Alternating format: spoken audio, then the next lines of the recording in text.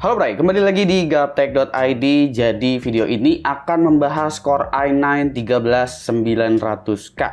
Jangan salah fokus sama box Core i5 13600K karena emang sampel untuk Core i9 yang ada di gua itu nggak ada boxnya. Ini dikirimin tray begini aja ya, sama Gigabyte sebenarnya dikiriminnya dari Taiwan. Ini nggak dari Intelnya langsung sih gitu. Jadi ceritanya waktu itu Gigabyte udah kirimin motherboardnya, abis itu gue bilang gue nggak punya sampel CPU sama sekali, dan akhirnya mereka kirimin dari Taiwan sana. Kurang lebih seperti itu ya. Jadi ini video lanjutan untuk ngebahas Intel Core generasi 13, jadi nggak gue satuin jadi satu video. Kebetulan juga motherboard yang ada di gue ini adalah versi DDR5, jadi kita bisa ngelihat bedanya Z790 yang kelasnya itu entry dan juga DDR4. Dan juga motherboard yang menggunakan DDR5, dan ini adalah versi yang bisa dibilang kelas atasnya dari Gigabyte Aorus ya. Untuk Core i9 13900K sendiri, mungkin gue akan sedikit kilas balik mengenai Intel Raptor Lake ini atau generasi 13 dari Intel. Dia menggunakan Intel 7 10 nanometer, dan di sini untuk Core i9 13900K juga dia punya peningkatan dari e-core-nya. E-core-nya ini sekarang ada 16, yang berarti ada 8 P-core dan juga 16 E-core, dengan total core-nya itu adalah 24 core, berarti total thread-nya itu adalah 32. Ini menjadikan kelas atas Core i9 ini memiliki total thread yang sama seperti Ryzen 9 7950X. Berbeda dengan Core i5 yang peningkatannya berasanya jauh banget ya, dari 12600K dan juga 13600K. Tapi kalau ini dia menjadikan si Core i9 ini total thread-nya itu sama seperti 7950X. Mungkin dikarenakan ya ini fab-nya masih 10 nanometer, dan rasanya 10 nanometer juga udah sangat-sangat diperes sama Intel untuk ngejadiin CPU 32 thread di dalam sini. Ditambah lagi, ini TDP-nya itu ada di angka, ya TDP kita nggak bisa jadi acuan untuk 125 wattnya, tapi kita katakanlah power limitnya ini ada di angka 253 watt untuk spesifikasi dari Intel. Ketika kalian menggunakan motherboard yang seperti ini, by default dia biasanya bakalan aktifin semacam fitur kayak multi-core enhancement atau soket powernya dilepas jadi 4000 watt lebih gitu. Jadi tergantung cooling dan juga motherboard dan juga kapasitas dari CPU-nya sanggupnya segimana. Kalau gue cek dari reviewnya Gamer Nexus atau dari review-review lain gitu ya, itu semisal menggunakan motherboard yang high-end, dia sebenarnya bisa narik daya sekitar 300 watt.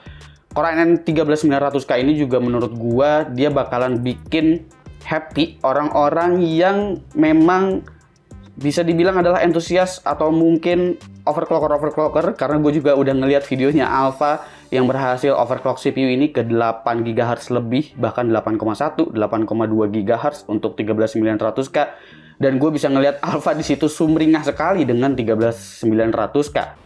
Ayo dong, come on. 8 giga! Udah, lu cuma butuh bicara satu. Ya. Sebentar, sabar. Validate dulu si Bal. Tuh kan nggak bisa si anjing. Buat gua sendiri tuh pencapaian personal yang membuat gua amazed sekali buat ternyata oke, ada CPU yang clock-nya seajaib ini. Walaupun ya jujur aja kalau kita bicara overclockability kayaknya nggak ada yang ngejar ini. Walaupun kayaknya tuh harus dibayar dengan power consumption yang luar biasa. Tapi apakah user biasa seperti kita bakalan sumringah juga dengan 13900K ini? Nanti kita bakalan cek performanya. Untuk clock speed-nya ini memang sangat-sangat tinggi, maksimum turbonya ada di 5,8 GHz dengan base di 3 GHz, e-core-nya itu ada di 4,3 GHz. L2 cache-nya juga gede, ada di 32 MB dengan L3 cache di 36 MB. Untuk versi K tentunya ada integrated GPU, yaitu adalah Intel UHD 770, mendukung DDR4 ataupun DDR5, menggunakan LGA 1700 motherboard-nya, yang berarti kalian juga masih bisa menggunakan chipset 600 series. Cuma kalau menggunakan B660 gitu ya, kayaknya ini performance-nya bakalan turun lumayan drastis. Jadi gue rekomennya pakai Z690 atau Z790, dan pastiin juga VRM-nya memang sanggup untuk narik daya 250 atau mungkin 300 watt kalau multi-core enhancement-nya hidup. Ada PCIe 5 juga dan mendukung 20 PCIe LAN ya. Jadi untuk PCIe LAN sebenarnya sama aja antara Core i9 ataupun Core i5. Nah, untuk motherboardnya di sini Z790 yang ada di gua adalah Z790 Aorus Master Z790 Aorus Master ini dilengkapi dengan 20 plus 1 plus 2 power stages dengan 105 ampere per power stage-nya. Heatsinknya juga di sini gede banget, bahkan water block dari Aio Aorus pun kelihatan mepet. Gua rasa Gigabyte perlu pikirin desain yang lebih efisien agar kompatibilitas untuk semua cooling nggak keganggu. Bahkan ini motherboard jujur aja berat banget. Memang kayaknya Gigabyte ini niat banget bikin heatsink untuk VRM-nya. Sampai dia memang agak-agak sedikit overlap, deket banget ke lubang soket. Makanya cooling pun sebenarnya dempet banget. Sebenarnya sih bukan sampai jadi nggak bisa dipakai, tapi jadinya kelihatannya dempet banget gitu. Nah, di sini juga yang menurut gua menarik karena slot M.2-nya untuk versi Aorus ini dia udah PCIe 5 yang bagian atasnya. Jadi total untuk M.2-nya itu ada 5 slot. Ya, ini lu nggak salah denger. Untuk NVMe SSD ada 5 slot. Yang satu itu adalah M.2 PCIe 5. Habis itu sisanya 4-nya adalah semuanya PCIe Gen 4 untuk slot M.2-nya. Semua ketutup di area cover ini, yang berarti semua ada heatsinknya dan semua disediain thermal pad bawaan. Jadi ini kita udah masuk di era dimana slot M.2 NVMe di platform mainstream jumlahnya hampir sama kayak slot SATA ya. Satu lagi aja itu bakalan jadi mirip banget sama slot SATA. Habis itu sekarang Aorus juga udah punya fitur untuk ngebuka kuncian PCI Express lewat tombol yang ada di sebelah sini, tinggal pencet aja. Jadi kalau misalkan mau buka kartu grafis jauh lebih mudah gitu, lebih praktis, nggak perlu dicongkel-congkel. Untuk I/O-nya menurut gue di level ini kurangnya ada di Thunderbolt 4 aja, tapi LAN-nya 10 Gbps, habis itu ada Wi-Fi 6E, USB-nya juga banyak gitu, jadi paling Thunderbolt-nya aja, harusnya ada di bagian belakang gitu Thunderbolt-nya. Ada debug LED juga ya untuk troubleshooting, habis itu ada tombol untuk power button, lalu untuk DDR5-nya di sini diklaim sama Gigabyte itu up to 8000 MHz OC, iya rada gila memang. Form factor-nya ini ukurannya adalah eATX ya, bukan ATX. Jadi pastiin kalau mau build pakai ini menggunakan casing yang memang cukup besar dan muat untuk eATX. Jadi ini sedikit lebih gede daripada ATX biasa. Oke, ini adalah kurang lebih tampilan dari BIOS Z790 Aorus Master ya, di bagian advance mode-nya aja. Kita langsung di bagian sini. Seperti biasa, penampilan dari Aorus ini dia agak rumit sebenarnya karena banyak nyelemnya. Di situ juga ada Enhanced Multicore Performance. Di sini dia kalau auto itu sebenarnya enable. Jadi kalau misalkan multicore enhancement yang mau dimatiin itu di disable aja, jangan di auto. Lalu untuk setting bagian power limitnya, kalau mau speknya kayak Intel juga itu sebenarnya kita harus set manual, jadi set aja di 253 kalau misalkan pakai Core i9 13900K, kurang lebih kayak begini. Karena kalau misalkan pakai multicore enhancement itu dimatiin pun entah kenapa dia powernya masih lost di versi BIOS yang sekarang. Mungkin nanti kalau udah update lagi versi retail harusnya udah lebih beres. Di sini juga bisa jalanin memori yang expo juga ya kayak biasa. Tampilannya nggak ada yang berubah sih dari versi Z690. Jadi lumayan nyelam dan sebenarnya agak rumit buat yang masih agak-agak awam. Oke, sekarang kita masuk ke pengujiannya untuk Core i9 13900K. Di sini, mohon maaf, gue nggak membandingkan ini ke 7950X secara langsung karena gue nggak ada sampel CPU-nya. Gue cuma ada 7900X aja. Tapi nanti opini gue juga akan memperkirakan lah kurang lebih ini CPU sebenarnya comparable atau enggak dengan 7950X ya, berdasarkan gap antara si 7900X dan juga si 13900K ini. 12900K juga dimasukin sebagai pembanding dari generasi sebelumnya untuk Intel Core generasi 12 dan juga Intel Core generasi 13 yang satu ini. Kurang lebih seperti ini sistem tes yang akan gue jalankan. Tapi gue juga akan masukin data hasil video gue kemarin yang 5800X3D dan juga Core i5 13600K-nya ya. Jadi total sebenarnya speknya masih kurang lebih mirip-mirip aja, jadi harusnya datanya masih bisa gue masukin. Kita masuk di Cinebench R20. Di sini untuk Core i9 13900K itu dia dapat skor di 14.500 lebih. Ini kalau misalkan gue cek dibandingin dengan 7900X memang hasilnya lumayan jauh, tapi sebenarnya hasil segini kurang lebih dia mirip-mirip dengan si Ryzen 9 7950X. Sementara kalau dibandingin dengan generasi sebelumnya itu bedanya jauh banget ya dengan 12900K. Next kita cek di Cinebench R23. Kalau kita cek di sini bagian single core-nya itu ada peningkatan hampir 300 poin dari Core i9 12900K ke Core i9 13900K. Skor di angka 37.000 gede ini juga, atau bisa dibilang 38.000, itu juga skor yang dempet sekali dengan 7950X. Jadi seharusnya 13900K masih bisa dibilang head to head, tapi di single core dia sedikit lebih unggul dari Ryzen 7000 series. Single core dari 7950X itu nggak berbeda jauh dari 7900X. Dan kita juga cek di sini untuk CPU profile satu thread-nya, kemampuan satu thread-nya ini juga berbandingnya lumayan 100 poin dari Ryzen 7000 series. 13900K juga kalau dibandingin ini dia punya improvement bahkan udah double digit nih dari generasi sebelumnya, yaitu Core i9 12900K. Selanjutnya adalah Blender benchmark. Jadi ini benchmarknya dari tadi kayak Cinebench, terus Blender ini udah merepresentasikan untuk skenario 3D rendering ya, karena untuk software lain gua nggak ada project untuk benchmarknya. Jadi mungkin kalau kalian bisa jadi volunteer gua buat skenario software yang lain untuk 3D rendering yang lain, ya kalian boleh sumbang-sumbang projectnya untuk jadi standar benchmark di Gaptek dah gitu. Jadi gue cuma bisa ngasih Blender dan juga Cinema 4D lewat Cinebench gitu. Blender di sini tentu diungguli sama 13900K, tapi sebenarnya di sini nggak jauh-jauh banget dari 7900X, dan mungkin di Blender ini 7950X bisa aja lebih unggul gitu. Gue belum ngecek sih, tapi harusnya masih bisa diungguli. Lalu di handbrake ini bedanya lumayan jauh banget ya, memang karena 13900K sekarang punya 32 thread. Kalau si 7950X pun harusnya ini akan kebanting ya, karena bisa kita lihat 12900K aja itu sebenarnya masih bisa lebih unggul daripada 7900X dengan jumlah thread yang sama. Tapi di DaVinci Resolve untuk encoding video dengan project yang sama, ini Core i9 13900K udah lebih kenceng, cuma selisihnya 20 detik aja dari 7900X, jadi mungkin bakalan bisa kesalip tipis-tipis dengan 7950X. Adobe Premiere di sini 13900K hasilnya kurang lebih mirip dengan 12900K, entah kenapa ini juga kejadian seperti di 13600K kemarin, yang dimana mungkin si Adobe belum memberikan performance yang efektif untuk jumlah e-core yang banyak ini.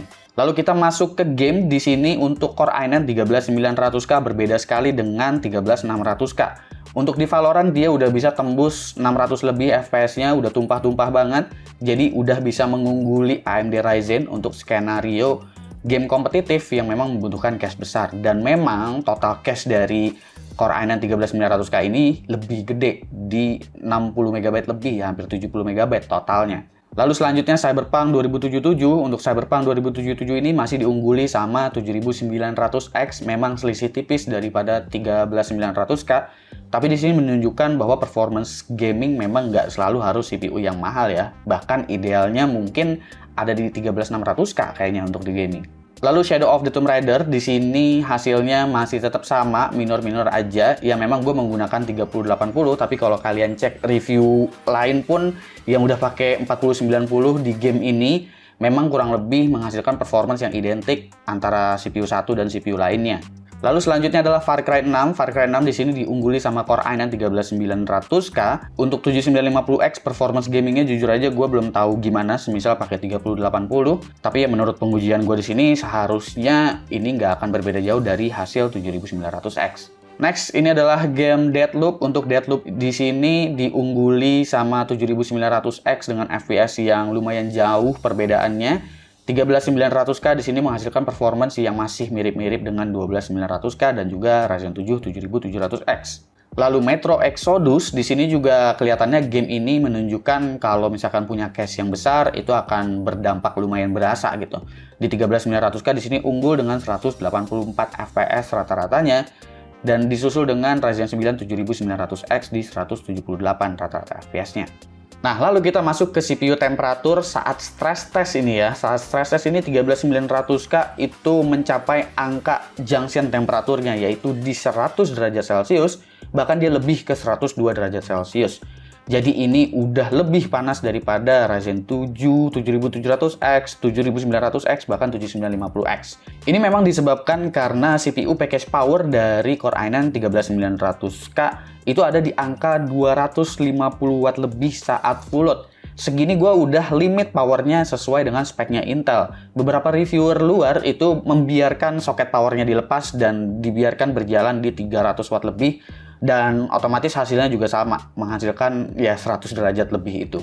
Jadi kalau suhu sebenarnya di sini dan juga daya mungkin masih dipegang sama 7900X dan juga 7950X yang jauh lebih efisien kalau kita ukurnya memang dari spek bawaannya. Cuma kalau kita adu dengan generasi sebelumnya, karena gua nggak ada pembanding yang sesuai sama-sama 32 thread, jadi gua bandingin dengan generasi sebelumnya aja, yaitu 12900K. Di content creation performance, di sini untuk 13900K itu dia punya improvement rata-rata di 24%, lebih baik daripada 12900K. Menghasilkan performa juga yang sangat identik dengan 7950X atau mungkin lebih kencang sedikit dari 7950X. Akan tetapi, kalian perlu ingat bahwa powernya juga nambah jadi 250 watt lebih atau mungkin bisa 300 watt semisal multicore enhancement-nya aktif atau soket powernya dilepas. Sementara untuk kemampuan gaming, ini juga improvementnya udah double digit, ada di 15%, jadi improvementnya juga cukup baik dari 12900K ke 13900K. Tapi jadi pertimbangan aja untuk misalkan nyari CPU se-high-end ini, kalau cuma buat gaming doang, gue sih lebih menyarankan untuk 13600K aja, karena perbedaannya juga sebenarnya nggak jauh-jauh banget, karena tergantung dari GPU apa yang kalian pakai juga. Oke, kita masuk ke bagian harga dan juga kesimpulan untuk Intel Core i9 13900K sejauh ini, karena untuk pengujian gua lagi-lagi ini pengujiannya masih out of the box aja. Untuk setting tuning power limit, kita rendahin powernya, kita cek performance per watt atau efisiensinya seperti apa. Gua rasa itu di video berikutnya aja, karena sayang juga nih motherboardnya kalau misalkan nggak diutak-atik lebih jauh. Ini kayaknya Alpha kalau nonton video gua kayaknya gemes ngeliat motherboard kayak begini, tapi cuma dijalanin default doang. Ya, harga CPU ini ada di angka 11 juta sekian, 11.500.000 atau 11.600.000 gitu. Harga ini sedikit di bawah dari 7950X. Mirip banget harganya, dempet banget. Dan emang secara performa gue bisa bilang 13900K ini punya performance yang juga identik dengan 7950X.